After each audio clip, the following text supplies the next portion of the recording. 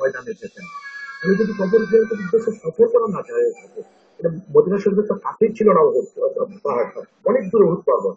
নবীজি নিজে উহুদ পর্বত, উহুদের শহীদানদের জন্য জিয়ারতের জন্য তিনি যেতেন, জানাতুল বাকিতে যেতেন। এবং এটি তো আমরা বর্তমান দেখতে পাচ্ছি যে লক্ষ কোটি হাজির সাহেব তারা জান্নাতুল বাকিতে জিয়ারত করছেন, জান্নাতুল মুআল্লায় জিয়ারত। এছাড়া যদি আমরা একটা যুক্তি তুলে ধরি যে আমার ধরুন আমার জন্মস্থান চট্টগ্রামে, আমি এখন থাকি ঢাকায়, আমি স্থায়ী ঢাকায় হয়েছি। চট্টগ্রাম আমার মা মারা গেছেন, আমার মার কবর চট্টগ্রামে। এখন নবীজির ওই হাদিস শরীফ, মান যারা কবরা ওয়ালিদাইহি আও আহাদিহিমা ফি কুল্লি জুমআতিন কুতিবা লাহু বাররান ওয়া গুফিরা লাহু, যে যারা তার পিতামাতার কবর যদি প্রতি সপ্তাহে শুক্রবারের দিন জিয়ারত করে ক্ষমা করে দেওয়া হয় এবং পুণ্যবানের খাতায় নাম লেখানো হয়। আমি কি এখন এই হাদিস অনুযায়ী আমার মার কবর জিয়ারত প্রত্যেক সপ্তাহে চিটাগাং ভ্রমণ করতে পারবো না? এখানে আসবো আমি দুজনের কাছে উকিলা বিষয় রয়ে গেছে একটা প্রশ্ন নিয়ে। আসসালামু আলাইকুম রহমতুল্লাহ। যে আমার একটা প্রশ্ন, ওই যারা ঈদে মিলাদুন্নবী পালন করে, যারা সুন্নাতুল নবী পালন করে, তারা তো ঈদে মিলাদুন্নবী পালন করে না। তো আমরা তো ঈদে মিলাদুন্নবী পালন করি, কারণ আমরা কি সুন্নাতুল নবী পালন করতে পারবো? যদি পারি তো সেটা কিভাবে করবো? আমরা তো ঈদে মিলাদুন্নবী খুবই আনন্দ করি, অনেক যে কোনো অনেক আনন্দের সাথে ওয়াজ মাহফিল করি। সুন্নাতুল নবী কিভাবে পালন করবো সেটা জানতে। জি, ধন্যবাদ আপনাকে। দেখেছি যেহেতু রবিউল আউয়াল শরীফ আছে, এখন প্রাসঙ্গিক করে এর আগে আমরা একটা অনুষ্ঠানে বলেছিলাম যে ঈদ মিলাদুন্নবীটা অনুষ্ঠানের নাম, সিরাতুন নবী কোনো অনুষ্ঠানের নাম নয়। তারপরে বিস্তারিত বলবেন আমাদের যে ওসিলা বিষয়টা খুব সংক্ষেপে বলতে হবে। ওসিলা হচ্ছে কাউকে মধ্যস্থতা গ্রহণ করে, সরাসরি কোরআনে আছে যে ইয়া আইয়ুহাল্লাযীনা আমানু তাকুল্লাহা ওয়াবতাগু ইলাইহিল ওয়াসিলা ওয়া জাহিদু ফি সাবিলিহি। এই কোরআন দ্বারা লা ইয়াহসুলুল উসুল ইলাল্লাহি তাবারাকা ওয়া তাআলা ইল্লা বিল ওয়াসিলা। ওসিলা ছাড়া তারা আল্লাহ পর্যন্ত পৌঁছতে পারে না। ওসিলা হবেন নবীগণ, ওসিলা হবেন সিদ্দিকগণ, শহীদগণ এবং সালিহিন, 4 শ্রেণীর মানুষ। এবং সর্বপ্রথম যিনি ওসিলা গ্রহণ করেছেন তিনি হচ্ছেন হযরত আদম আলাইহিস সালাম। আউয়ালু মান আনকারা তাওয়াক্কুল, আর তাওয়াক্কুলকে যিনি অস্বীকার করছেন সে হচ্ছে ইবনু তাইমিয়া। এছাড়া নবীদের একটি কওলি হাদিস রয়েছে, ওয়াবুগুলি ফি দুআফাইকুম ফাইন্নাকুম তুসারুনা ওয়া তুরযাকুনা ওয়া তুমতারুনা। তোমরা আমার কাছে ওয়াবুগুলি ফি দুআফাইকুম, গরিবদের উসিলায় তোমরা আমার কাছে আমাকে তালাশ করো, কারণ ফাইন্নাকুম তুসারুনা ওয়া তুরযাকুনা, তোমাদেরকে রিজিক দেওয়া হয়, তোমাদেরকে আসমান থেকে বৃষ্টি বর্ষণ করা হয়, এটা মূলত গরিবদের উসিলায়। যে নবীজির জীবিত হাদিসে তো আব্দালদের কথা আছে। হ্যাঁ, আব্দাল আব্দাল ইয়াকুন বিশাম ফাহুম আরবাউনা রাজুলান কুল্লামা মাতা রাজুলুন ওয়া বিহিম ইনতাসারুন। শামের মধ্যে 40 জন আব্দাল রয়েছে, তাদের উসিলায় বৃষ্টি হয়, তোমাদেরকে রিজিক দেওয়া হয়, তোমার তাদের উসিলা আছে। এবং আরেকটি হাদিসের মধ্যে আছে যে ইন্নাল্লাহা তাবারাকা ওয়া তাআলা লা ইয়াদফাউ বিরাজুলিন সালিহ মিআতা বাইতিন। আল্লাহ তাআলা একজন ভালো মানুষের উসিলায় 100 পরিবারকে আল্লাহ সংরক্ষণ করেন। আপনাদের কাছে তথ্য আছে যে এই বিষয়ে যদি এখন যারা এটাকে নাজায়েজ বলবেন তারা কিছু দলিল যে বসবেন যে সাহাবা ইকরামদের কোনো প্রমাণ আছে কিনা একটা প্রশ্ন করে বসবেন তারা, এবং তারা বলে দিতেন। এই বিষয়ে আমি অনেক অসংখ্য রেওয়ায়েত দিলাম যে ইমাম ইবনে হাজার আসকালানী রাহমাতুল্লাহ আলাইহি ফাতহুল বারীতে সহিহ সনদে বর্ণনা করেছেন, যেটা ইমাম ইবনে কাসির আল বিদায়ার মধ্যেও নিয়ে এসেছেন।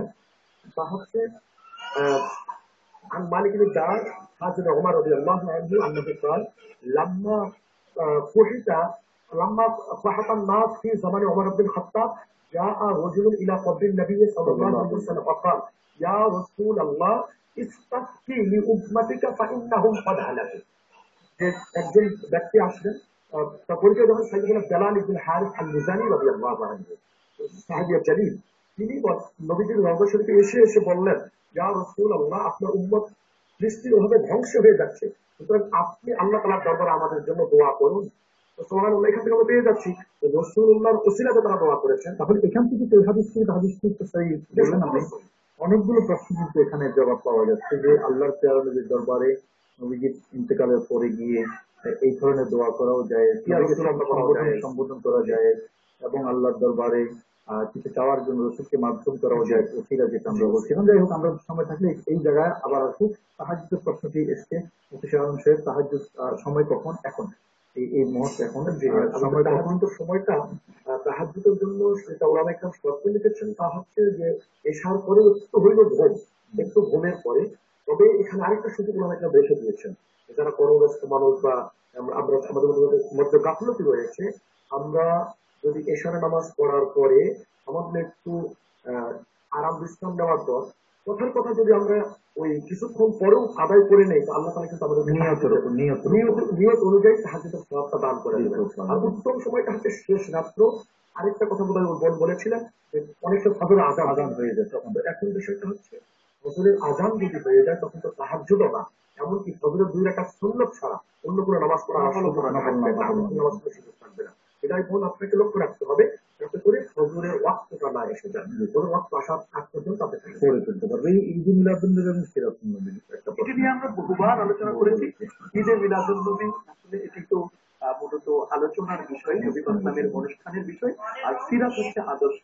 প্যারা নবীর জন্মের পরে তিনি যখন ওই হালিমাতুল সাদিয়ার দুধ পান করার ক্ষেত্রে একটি দুধ কিন্তু রেখে দিয়েছিলেন তার ভাই আব্দুল্লাহর জন্য, সেখান থেকে তার আদর্শ তৈরি হচ্ছে। নবী জন্মের পরে শাহাদাতের আঙ্গুল উপরে উঠিয়ে দিয়েছিলেন, এছাড়া এখান থেকে কিন্তু আমাদের শিক্ষার বিষয়। এগুলো হচ্ছে সিরাত, হচ্ছে তার আদর্শ। আমরা যদি শুধু সিরাতকেই মনে করি তাহলে তো নবীজির শুধু যুদ্ধ বিগ্রহ এই বিষয়গুলো নেই। মূলত তাদের এখানে এই প্রশ্নটার দ্বারা উদ্দেশ্য হচ্ছে নবী 570 12 রবিউল আউয়াল তার জন্ম, 40 বছরের নবুয়ত, 40-এর আগে তিনি নবী ছিলেন না। একটা কথা স্পষ্ট বলেন, অনুষ্ঠান যেটা করা হয় সেটা সিরাতুন নবী হবে না মিলাদুন নবী হবে? অনুষ্ঠান যেটা করা হয় এটা মিলাদুন নবী হবে, যেহেতু আগে হচ্ছে মিলাদ, তারপর হলো সিরাত। মিলাদের আলোচনা হলে সেখান থেকে আমরা আদর্শ কিন্তু গ্রহণ করবো, ফাইন্ড আউট করে নিব। জি, আরেকটা প্রশ্ন আছে। আসসালামু আলাইকুম রাহমাতুল্লাহ। বলতে চাচ্ছি যে আয়াতুল নবীর করা বলা হচ্ছে, কিন্তু কোরআনে অনেক আয়াতে আছে যে আমরা জিজ্ঞাসা করবে যে তুমি কি পৃথিবীর কথা জানতে, সবাই উত্তর দেবে যে কেউ জানতো না। আমরা আয়াতটি আবার বুঝিনি, একটু যদি বলতেন প্লিজ। কোন আল্লাহ জিজ্ঞাসা করবেন যে পৃথিবীর কথা কি তারা জানতো, সবাই উত্তর দেবে কেউই জানতো না। অনেকগুলো আয়াতে আছে যে তারপরে কেউই পৃথিবীর খবর জানেন না। সরি, আপনার কথা বুঝতে পারি। আরেকবার কিছু বলবেন, আপনি জোরে বলুন। ইয়েতে বলতে যাচ্ছি যে মৃত্যুর পরে নবীর রাসূল এই পৃথিবীর খবর জানেন না। আচ্ছা, বুঝতে পেরেছি, বুঝতে পেরেছি। আপনার প্রশ্নটা আমরা নিলাম। জি, উনি বলতে চেয়েছেন যে মৃত্যুর পরে কেউ আর কোনো খবর জানে না, যারা মৃত্যুবরণ করেন, তো আয়াতুন নবী কিভাবে হন? এই ব্যাপারে ইমাম জালালউদ্দিন সুয়ুতী রাহমাতুল্লাহ খুব চমৎকার করে তিনি বলেছেন যে আল্লাহর হাবিবের বিষয়টি সম্পূর্ণ এক্সেপশন, এটা আলাদা। এবং অন্যান্য নবীদের ব্যাপারেও বলে দেওয়া হয়েছে যে আল্লাহর নবীর ইন্তেকালের 3 দিনের পরে তার রুহটি ফেরত দেওয়া যায়, কেবল মুহূর্তের মধ্যে নবীকে ফেরত দেওয়া হয়েছে। এবং মা মিন আবদিন ইউসাল্লিমু আলাইয়া ইল্লা রাদ্দাল্লাহু আলাইয়া রুহি ওয়া আনা আজাবতু, নবীজি সালামের জবাব দেন। এবং নবীজি রওজা শরীফে পৃথিবীতে যেমন